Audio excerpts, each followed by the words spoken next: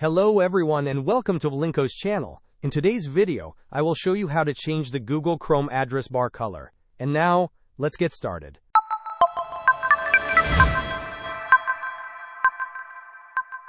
To begin, open Google Chrome. Locate the Customize Chrome button situated at the bottom right corner of your browser window. Clicking this button will reveal various customization options.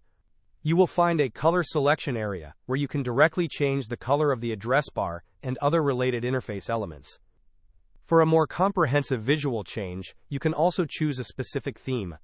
Applying a theme will modify the address bar color and its surrounding areas, while the rest of the Google Chrome interface can retain a different theme.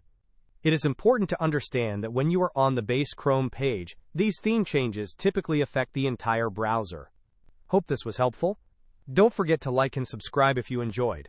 As always, thanks for watching, and I will see you in the next video.